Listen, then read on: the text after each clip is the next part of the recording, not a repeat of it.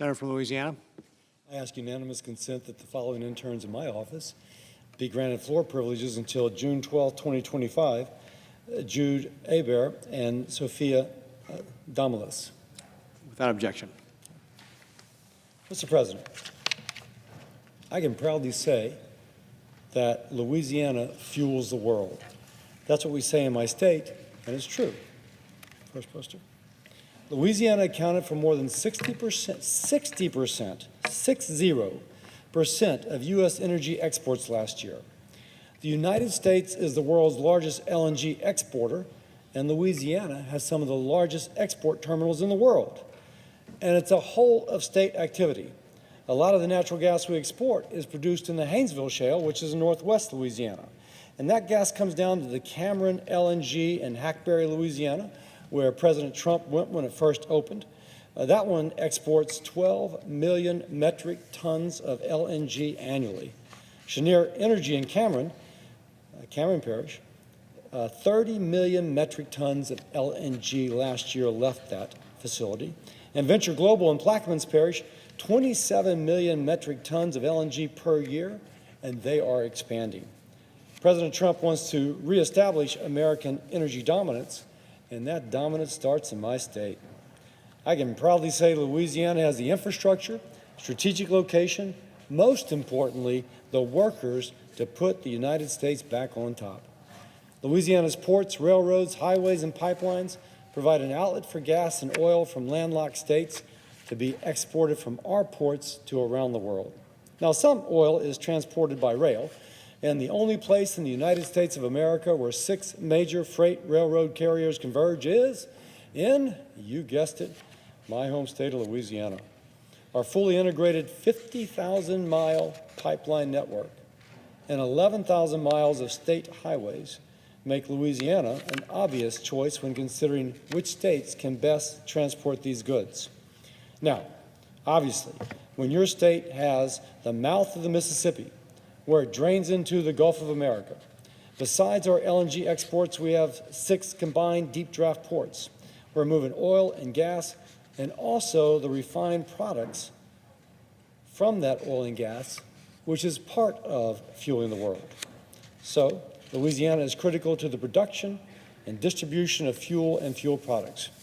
I'm making these points because reestablishing American energy dominance ultimately creates better jobs, higher paying jobs, which can change the trajectory of a family in my state and families elsewhere in the nation.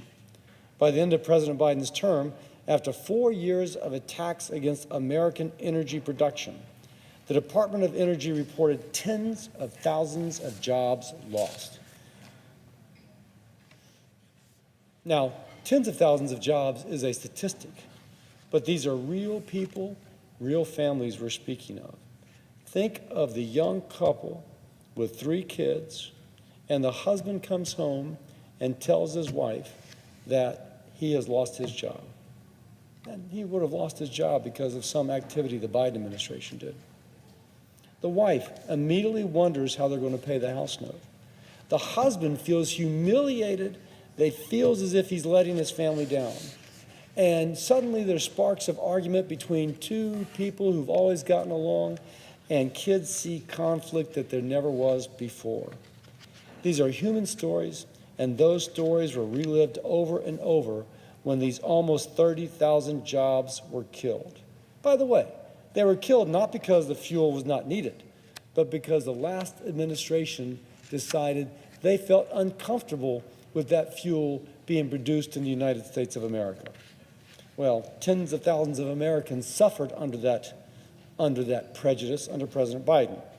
The war on American energy was a war on American jobs, which is a war on American families.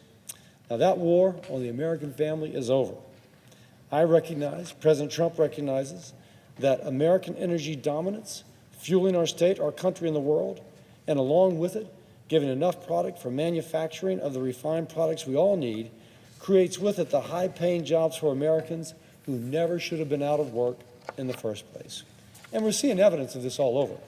Woodside Energy recently announced the largest single foreign direct investment in Louisiana history, a $17.5 billion investment in Calcasieu Parish for a new LNG export facility. This will support 15,000 jobs during construction. Once operational, thousands more. By the way, there's other things to do with this plentiful, abundant energy. Wonderful spinoffs. Last month, just as an aside, Hyundai Steel announced a $5.8 billion investment to build a new next-generation steel production facility in Ascension Parish, a facility expected to generate $4.1 billion in annual revenue and bring in nearly 1,500 direct jobs to the state and thousands of indirect jobs. Low-cost energy paving the way for more opportunity. By the way, this benefits my state, our nation, but guess who else benefits? Our allies. Europe imports 45% of its LNG from the United States, but they still get about 20% from Russia. If we send them 45% of the LNG, that is a growth from before the Russian-Ukraine war, when that number was only 27%.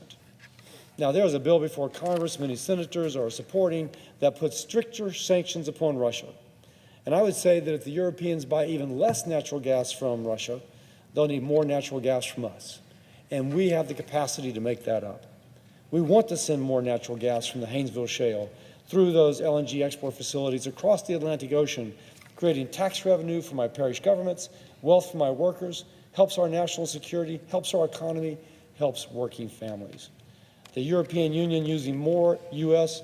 liquefied natural gas throws a wrench in Vladimir Putin's war machine. Last year, the EU paid 22 billion euros for Russian natural gas. And again, Putin used that money to fund his war. Next year, if the Europeans buy that much U.S. natural gas, that's 25 billion coming to our economy.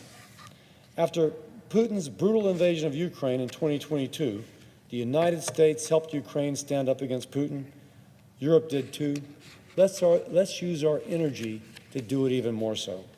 We can help them by saying, don't buy Putin's gas to fuel his war, buy ours. And Louisiana is ready to help. America has the resources, we have the abundance. Let's put it to use. With that, Mr. President, I yield.